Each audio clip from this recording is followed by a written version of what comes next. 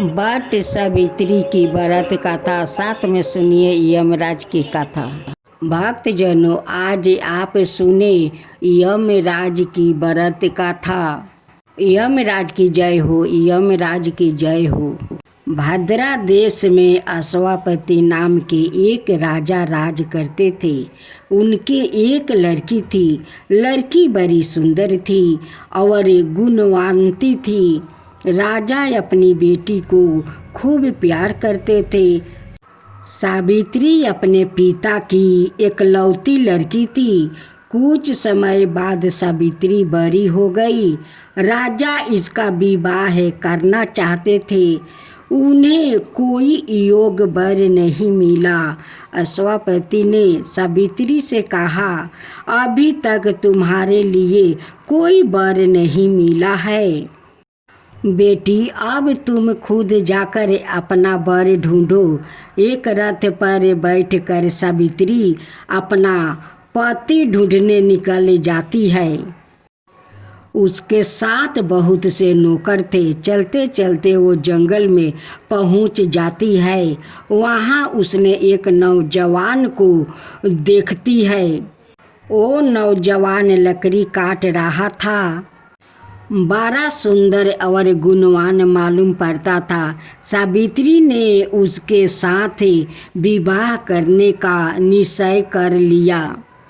उसने अपने नौकरों को लकड़हारा की खबर लेने के लिए भेजा। नौकर मालूम करने गए। उन्हें मालूम हुआ कि वो लकड़हारा एक राजकुमार था। उसके माता पिता अंधे थे। उनका राज्य दुश्मनों ने छीन लिया था। इसलिए वो अपने माता पिता के साथ जंगल में रहता था।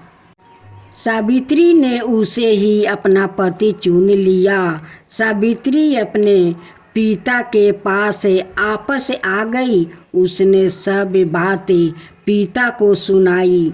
जब सावित्री ने यह बातें सुनी तब नारद जी उसके पिता के पास बैठे थे। नारद जी ने कहा, यह विवाह नहीं होना चाहिए, क्योंकि सत्यवान सब गुण वाला होने पर भी 1 बरस के बाद मर जाएगा। राजा अपनी बेटी को एक लकड़हारा से अपनी लड़की का विवाह नहीं करना चाहते थे। नारद जी की बात सुनकर उन्होंने साफ मना कर दिया। सावित्री ने एक ना सुनी। वो सत्यवान को पति चुन चुकी थी। उसने कहा, मैं उसी के साथ विवाह करूंगी जिसको एक बार चुन लिया हूँ, उसी के साथ विवाह करूंगी। आखिर राजा को उसकी बात माननी पड़ी। सावित्री का विवाह सत्यवान के साथ हो गया। सावित्री अपने पति के साथ जंगल में चली गई। उसने अपने सारे राजपाट छोड़ दिया। वो अपने माता पिता की खूब सेवा करती थी। एक दिन जब सत्यवान जंगल में लकड़ी काटने जा रहा था तब सावित्री भी उसके साथ गई। वो जानती थी कि आज सत्यवान मर जाएगा। यह बात उसने नारद जी ने बता दिया था। लकड़ी काटते काटते सत्यवान के सिर में दर्द उठा।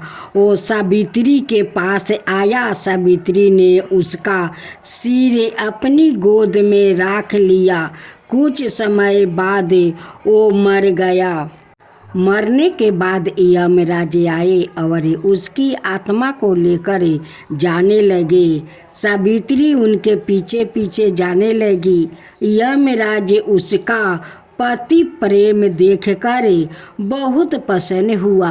उन्होंने कहा, सावित्री, मैं तुमसे बहुत खुश हूँ। तुम कोई वर मांगो। सावित्री ने कहा, मेरे पति के माता पिता अंधे हैं। उन्हें फिर से उनकी आँख के रोशनी लौटा दीजिए। यमराज ने उसे यह वरदान भी दे दिया। उनकी माता पिता फिर से देखने लगे। सावित्री फिर भी उनके साथ जाने लगी। इस बार यमराज ने फिर वर मांगने को कहा। इस बार सावित्री ने अपने सास ससुर का खोए हुए रजिया मांगी। उसे यह भी मिल गया। फिर भी वो यमराज के साथ अंत में उसने सतवान के द्वारा 100 पुत्र की माता बनने का वरदान मांगी। उसे यह भी मिल गया। इतने पर भी सावित्री ने यमराज का साथ ना छोड़ी। उसने कहा, मेरे पति के आत्मा को आप ले जाएंगे तो मेरे 100 पुत्र कैसे होगा। इस पर यमराज को सतवान की आत्मा लौटानी पड़ी। सावित्री वापस अपने स्थान पर आ गई। उसका पति ऐसे उठा मानो कोई गहरी नींद से उठा हो। दोनों बहुत खुश हुआ। सतवान के माता पिता को फिर दिखाई देने लगा। उन्हें फिर से राज्य भी मिल गया। सावित्री अपने पति के साथ खुशी से दिन बिताने लगी। उसके 100 पुत्र हुआ। अपनी पवित्रता से उसने सारे परिवार को प्रसन्न कर दिया। हे यमराज भगवान, आप जैसे सावित्री का सास ससुर का आँख दे दिया, उनकी राज्य लौटा दिया, उनकी पति को जीवन दान दे दिया, वैसा ही सबका ऊपर कृपा कीजिए। हे यमराज भगवान, सबका ऊपर कृपा कीजिए। यमराज की जय हो, यमराज की जय हो, यमराज भगवान की जय हो, यमराज भगवान की जय हो। एक महिला से यमराज ने कहा कि मैं तुम्हारे प्राण लेने आया हूँ। मैं तुम्हारा थोड़ा समय देता हूँ। अपनी किस्मत बदलने के लिए इस पुस्तक में जो चाहे लिख दो, वो ही हो जाएगा। महिला ने पुस्तक में देखा तो वह लिखा था, तुम्हारी सहेली को खजाना मिलने वाली है। इसके बाद क्या हुआ? एक महिला को यमराज मिले, लेकिन वो उन्हें पहचान नहीं सकी। उसने यमराज को पानी पिलाया। इसके बाद यमराज ने महिला से कहा कि मैं तुम्हारे प्राण लेने आया हूँ, लेकिन तुमने मुझे पानी पीने के लिए दिया, इस कारण मैं तुमसे खुश हूँ। तुम्हें एक अवसर देता हूँ, तुम अपना भाग्य बदल सकती हो। या कहकर यमराज ने एक पुस्तक महिला को दे दिया और कहा कि इस पुस्तक में तुम्हारे नाम का एक दृष्टि है। वहाँ तुम अपने लिए जो चाहती हो वो लिख सकती हो। जैसा लिखोगी वैसा ही होगा। महिला ने पुस्तक हाथ में ली और जैसे ही उसे खोला तो उसमें लिखा था कि तुम्हारी सहेली को खजाना मिलने वाला है। महिला ने वहाँ लिख दिया कि उसे खजाना ना मिले। अगला पोस्टर खोला तो उस पर लिखा था कि तुम्हारी पड़ोसी का पति राजा का मंत्री बनने वाला है। महिला ने वहाँ लिख दिया कि वो मंत्री ना बने। कुछ ही देर में उसे अपने नाम का पृष्ठ मिला। वो खुद के लिए अच्छा लिखने के लिए सोचने लगी, लेकिन जैसे ही वो लिखने वाली थी, यमराज ने पुस्तक के ली। यमराज ने महिला से कहा कि अब तुम्हारा समय खत्म हो गया है। तुम दूसरों का बुरा करने के चक्कर में खुद का भला नहीं कर सकती है। महिला को पछतावा होने लगा कि उसने सुनहरा अवसर खो दिया। इसके बाद यमराज ने उस महिला के प्राणों का हरण कर लिया। इस गाथा की लिख यह है कि काफ़ी लोग दूसरों का बुरा सोचते रहते हैं, मौका मिलने पर दूसरों का बुरा करते हैं। इस चक्कर में वो कई बार खुद का भला करने का अवसर खो देता है। हम दूसरों का भला ना कर सके तो कम से कम किसी का बुरा भी नहीं करना चाहिए, यही सच्ची मान्यता है।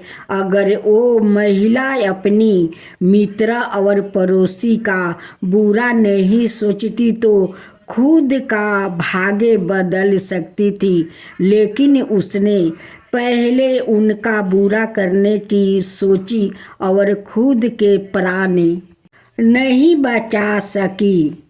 भक्तजनों, आज आप सुने जेठ मास की पीपलद की व्रत कथा।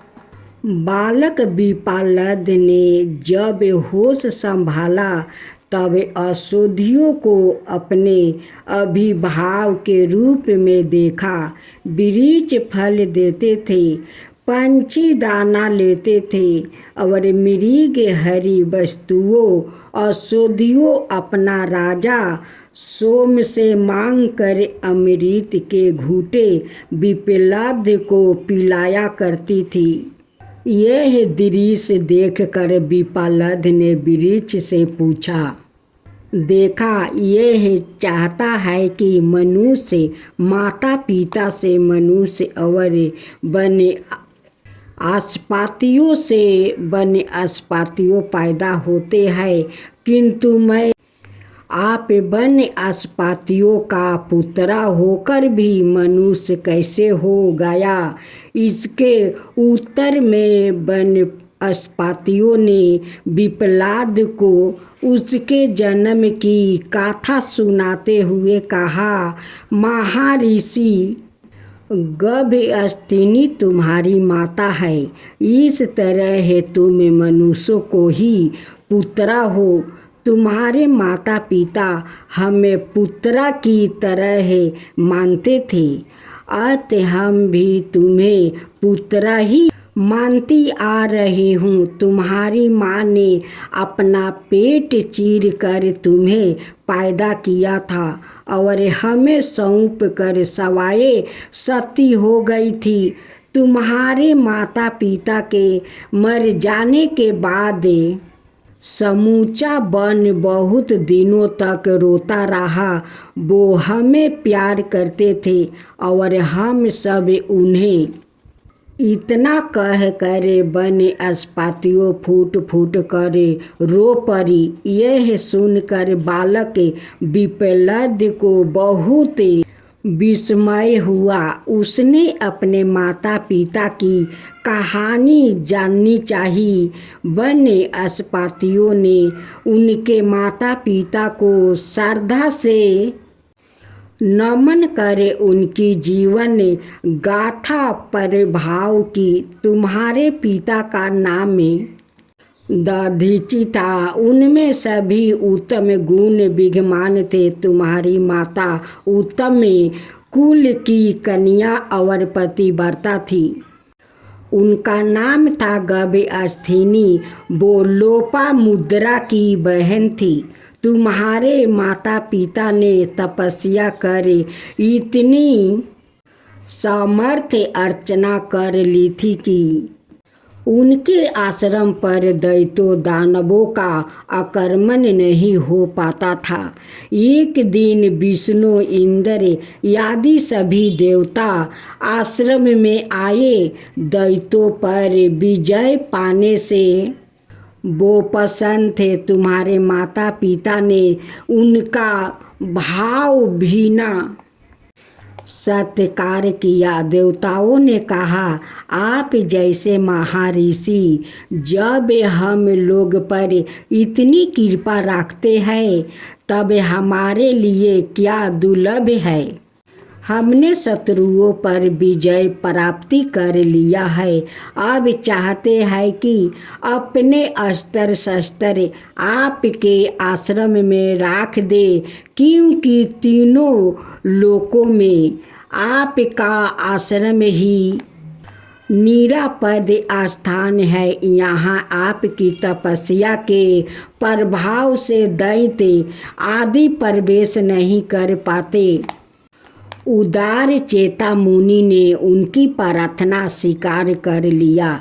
तुम्हारी माता ने उन्हें रोकते हुए कहा, नाथ, यह कार्य विरोध उत्पन्न करने वाला है। इस काम में आप ना पड़े। आप तो समदर्शी है। आपके लिए शत्रु मित्र बराबर है। अस्त्र शस्त्र रखने से दैत्यों और दानव आपस में शत्रुता रखने लगता है। लोगों, धरोहर रूप में किसी का धन रखना साधु पुरुषों के लिए उचित नहीं कहा गया है। महर्षि दधीचि ने कहा, देवता दृष्टि के रक्षक है और मैंने हाँ कर भी दिया है, इसलिए अब नहीं कहना अनुचित है। देवता अस्त्र शस्त्र आश्रम में रख कर चले गए। इधर दैत्य महर्षि से हिंसा करने लगे। महर्षि को चिंता हुई कि दैत्यों बड़े वीर तो है ही, साथ ही तपस्वी भी है। जब वो आक्रमण करेंगे तब मैं शस्त्र की रक्षा नहीं कर पाऊंगा। ऐसा विचार कर उन्होंने अस्त्र शस्त्र की रक्षा के लिए एक उपाय किया। उन्होंने पवित्र जल को अभिमंत्रित कर उसे अस्त्र शस्त्रों को नहलाया और उस जल को सवाए भी पी लिया। तेज निकल जाने से वो सभी अस्त्र शस्त्र शक्तिहीन हो गए, इसलिए वो धीरे धीरे नष्ट हो गया। बहुत दिन के बाद देवता महर्षि के आश्रम पहुँचे, क्योंकि उनके शत्रुओं ने फिर सिर उठाया। महर्षि ने उन्हें बतलाया कि उन अस्त्रों की सुरक्षा के लिए उनका तेज मैंने पी लिया है। वो अब मेरी हड्डियों में मिल गए हैं। आप हड्डियाँ ही ले जाए। मेरे शरीर का यह सुंदर उपयोग हो रहा है। महर्षि ने योग के द्वारे शरीर का त्याग कर दिया। विश्वकर्मा ने उन हड्डियों से दिव्य अस्त्र का निर्माण किया। वो ही देवताओं की विजय के कारण बने। इस अवसर पर माता गभस्तिनी नदी तट पर गई थी। पार्वती की पूजा में लगे रहने से उन्हें लौटने में देर हो गई थी। उस समय वो गर्भवती थी। आश्रम में आने पर उन्होंने अपने पति देव को नहीं देखा। अग्नि देवता ने सारी घटना उन्हें सुना दिया। उन्होंने पति के कार्य की सराहना की। फिर तीनों अग्नियों की पूजा करके अपना पेट चीर कर तुम्हें हाथ से निकाल दिया। तुम्हें हम लोग को सौंप कर पति के केश आदि के साथ वो अग्नि में प्रवेश कर गई।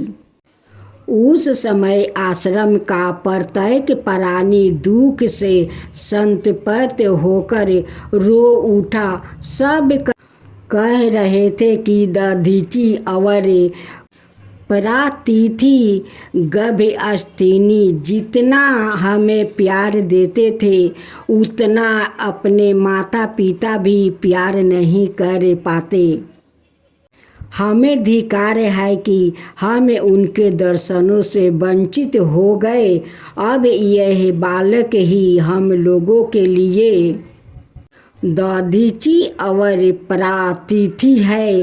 वन अस्पतिया ने गाथा का उपसंहार करते हुए कहा कि यही कारण है कि हम वनवासी तुम्हें पुत्रा से अधिक मानते हैं। बालक विप्लद को अपनी गाथा सुनकर बहुत दुख हुआ। माता ने पेट चीर कर जो उसे निकाला था, इस बात से उसे अधिक पीड़ा हुई। वो रोता हुआ बोला, मैं अभागा हूँ जो माता के कष्ट का कारण बना। मैं उनकी सेवा तो कुछ कर ही ना सका। उसके बाद देवताओं के कृत्य पर उसे क्रोध हो गया। उसने कहा, मैं देवताओं से प्रतिशोध लूँगा। उन्होंने मेरे पिता का वध किया है, अतः मैं उनका वध करूँगा। वनपतियों ने समझाया कि प्रतिशोध ठीक नहीं होता। तुम्हारे माता पिता ने वृक्षवा के हित के लिए आत्मदाहन किया है। तुम भी उन्हीं के पथ पर चलो। बच्चे के अंत कारण में प्रतिशोध की भावना शांत नहीं हुई। उसने भगवान शंकर की प्रार्थना की कि शत्रुओं के नाश के लिए आप मुझे शक्ति दीजिए।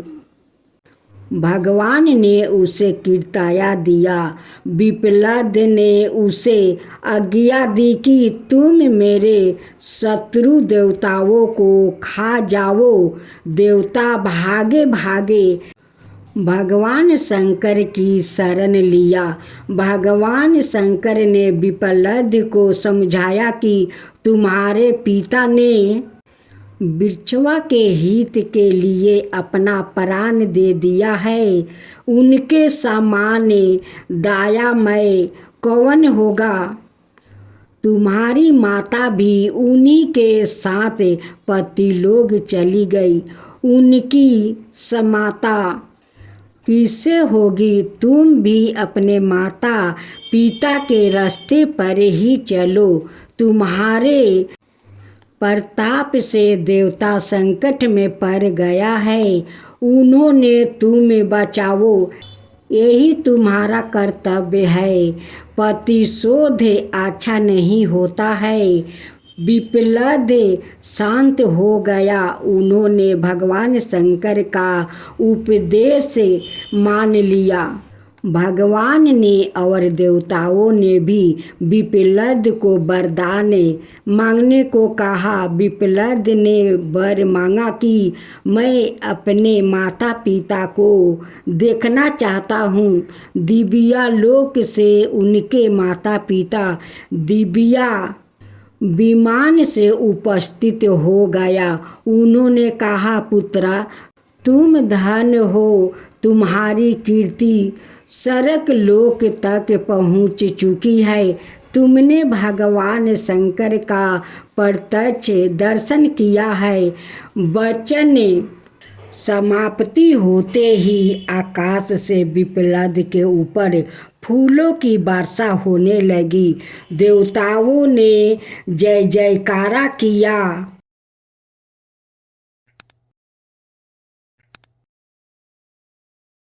माँ सीता की जय हो, माँ सीता की जय हो। यह कहानी सीता माता कहती थी और श्री राम इसे सुना करते थे। एक दिन श्री राम भगवान को किसी काम के लिए बाहर जाना पड़ा।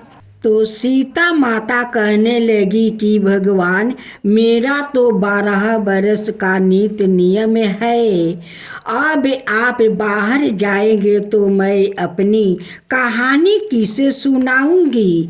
श्री राम ने कहा कि तुम कुएं की पल पर जाकर बैठना जाना और वहाँ जो औरत पानी भरने आएगी उन्हें अपनी कहानी सुना देना। सीता माता कुएं की पल पर जाकर बैठ जाती है। एक स्त्री आई, उसने रेशम की जरी की साड़ी पहन रखी थी और सोने का घारा ले रखा था। सीता माता उसे देख कहती है कि बहन, मेरे 12 बरस का नित्य नियम सुन लो। पर वो स्त्री बोली कि मैं तुम्हारी नित्य नियम सुनूंगी तो मुझे घर जाने में देर हो जाएगी और मेरी सासू मुझसे लड़ेगी। उसने कहानी नहीं सुनी और चली गई। उसकी रेशम जरी की साड़ी फट गई, सोने का घारा मिट्टी के घड़े में बदल गया। सास ने देखा तो पूछा कि यह किसका दोष अपने सिर पर लेकर आ गई है।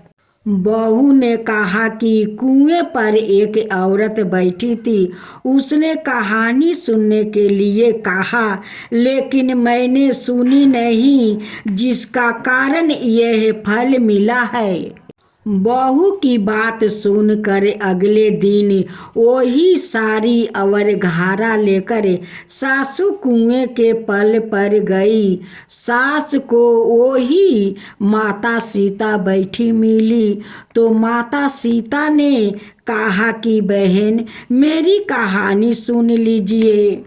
सास बोली कि एक बार छोड़, मैं तो 4 बार कहानी सुनूंगी। राम आए लक्ष्मण आए, देश के पुजेरी आए, नीति नियम का नियम लाए, आओ राम बैठो राम, तपी रसोई जियो राम, माखन मिश्री खाओ राम, दूध बतासा पियो राम, सुत के पल का पोढ़ो राम, साला दुसाला पोढ़ो राम, साला दुसाला ओढ़ो राम। जब बोलो जब राम ही राम, राम संवारे सबके काम, खाली घर भंडार भरेंगे, सबका बेड़ा पार करेंगे। श्री राम जय जय श्री राम जय जय, श्री राम जय जय श्री राम जय जय। सास बोली कि बहन, कहानी तो बहुत अच्छी लगी। कहानी सुनकर सास घर चली गई और उसकी साड़ी फिर से रेशम जरी की बन गई। मिट्टी का घारा फिर सोने के घड़े से बदल गया। बहू कहने लगी, सासू माँ, आपने यह सब कैसे किया। सास ने कहा कि बहू, तू दोष लगा के आ गई थी और मैं अब दोष उतार कर आ रही हूँ। बहू ने फिर पूछा कि यह कुएं वाली स्त्री कौन है। सासू बोली कि वो सीता माता थी, वो पुराने से नया कर देती है, खाली घर भंडार भर देती है, वो लक्ष्मी जी का वास घर में कर देती है, आदमी की जो भी इच्छा हो उसे पूरा कर देती है। बहू बोली कि ऐसी कहानी मुझे भी सुना दो। सासू बोली कि ठीक है, तुम भी सुनो। और सास ने कहानी शुरू की।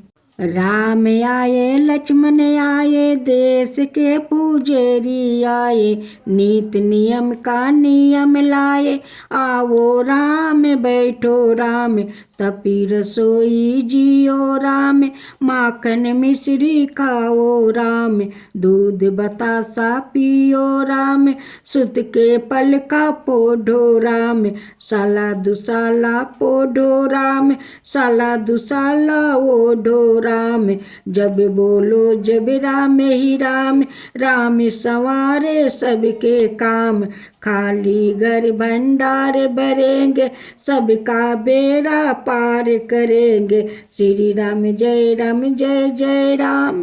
कहानी सुनकर बहू बोली कि कहानी तो बहुत अच्छी है। सास ने कहा ठीक है, इस कहानी को रोज कहा करेंगे। अब सास बहू रोज सवेरे उठती, नहाती धोआती और पूजा करने के बाद नित्य नियम की सीता की कहानी कहती। एक दिन उनके यहाँ एक पड़ोसिन की औरत आई और बोली कि बहन जरा सी आँच देना। तो वो बोली कि आँच तो अभी हमने जलाई ही नहीं। पड़ोसन ने कहा कि तुम सुबह 4 बजे से उठकर क्या कर रही हो? फिर उन्होंने कहा कि सुबह से उठकर हम पूजा करते हैं, फिर सीता माता की नित्य नियम की कहानी कहते हैं। पड़ोसन ने उनकी बात सुनकर फिर कहा कि सीता माता की कहानी कहने से तुम्हें क्या मिला? वो बोली कि उनकी कहानी कहने से घर में भंडार भर जाते हैं, सारे काम सिद्ध हो जाते हैं, मन की इच्छा भी पूरी होती है। पड़ोसन कहती है कि बहन ऐसी कहानी तो मुझे भी सुना दो। फिर वो बोली कि ठीक है, तुम भी यह कहानी सुन लो। राम आए लक्ष्मण आए, देश के पुजेरी आए, नीति नियम का नियम लाए, आओ राम बैठो राम। सारी कहानी सुनने के बाद पड़ोसिन कहने लगी बहन कहानी तो मुझे बहुत अच्छी लगी। अब वो पड़ोसिन भी नित्य नियम सीता माता की कहानी कहने लगी। कहानी कहने से सीता माता ने पड़ोसिन के भी भंडार भर दे दिया। अब तो पूरे मोहल्ले में नित्य नियम की गाथा चल पड़ी, हर किसी की मनोकामनाएं पूर्ण होने लगी। हे सीता माता, जैसे आपने उनके भंडार भरे, वैसे ही आप हमारे भी भंडार भरना, कहानी सुनने वाले के भी और कहानी कहने वाले के भी।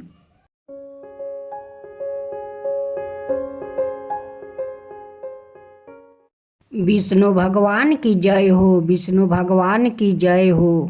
दैत्यराज काल नेमी की कन्या बिंदा का विवाह जलंधर से हुआ।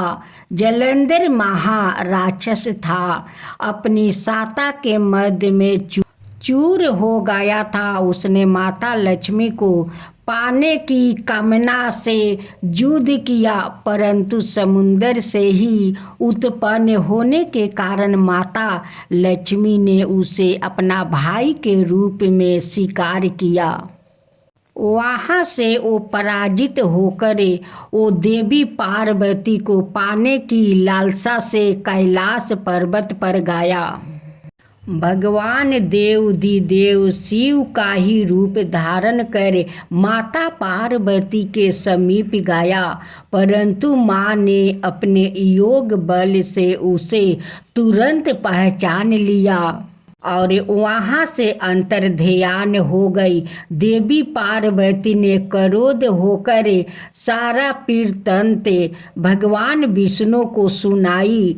जलंधर की पत्नी बिंदा अत्यंत पतिव्रता स्त्री थी। उसी के पतिव्रता धर्म की शक्ति से जलंधर ना तो मारा जाता था और ना ही पराजित होता था। इसलिए जलंधर का नाश करने के लिए बिंदा का पतिव्रता धर्म को भंग करना बहुत आवश्यक था। इसी कारण भगवान विष्णु ऋषि का भेष धारण कर वन में जा पहुँचे, जहाँ बिंदा अकेली बर्मन कर रही थी। भगवान के साथ 2 मायावीर राक्षस भी थे, जिन्हें देखकर बिंदा भयभीत हो गई। ऋषि ने बिंदा के सामने पल में दोनों को भस्म कर दिया। उनकी शक्ति देखकर बिंदा ने कैलाश पर्वत पर महादेव के साथ युद्ध कर रही थी। अपने पति जलंधर का बारे में पूछा।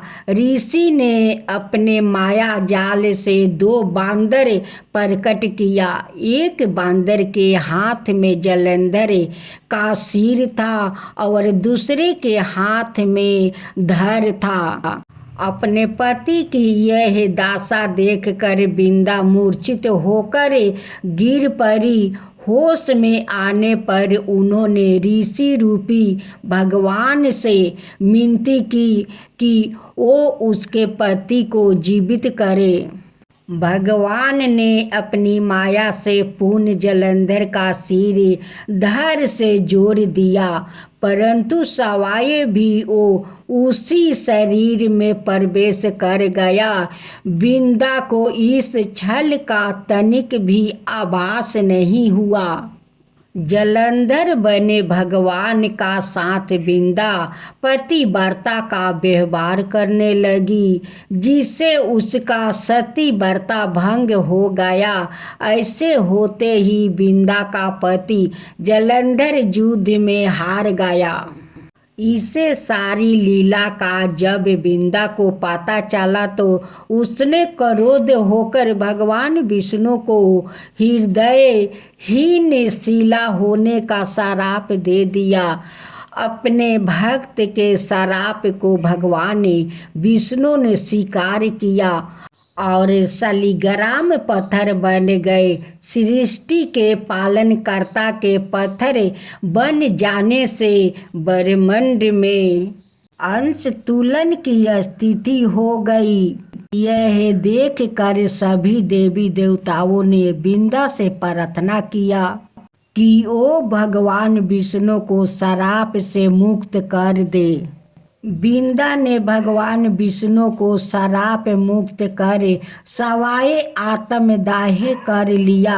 जहाँ बिंदा भस्म हुई वहाँ तुलसी का पौधा उगा।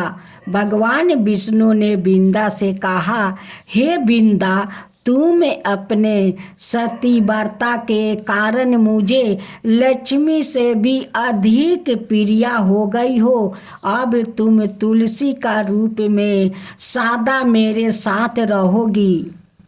तब से हर साल कार्तिक महीने का देवउठानी एकादशी का दिन तुलसी विवाह के रूप में मनाया जाता है। जो मनुष्य भी मेरे शालिग्राम रूप के साथ तुलसी का विवाह कराएंगे, उसे इस लोक और परलोक में विपुल यश प्राप्त होगा। उसी दैत्य जलंधर की यह भूमि जलंधर नाम से विख्यात है। माँ तुलसी की जय हो, माँ तुलसी की जय हो, विष्णु भगवान की जय हो, विष्णु भगवान की जय हो।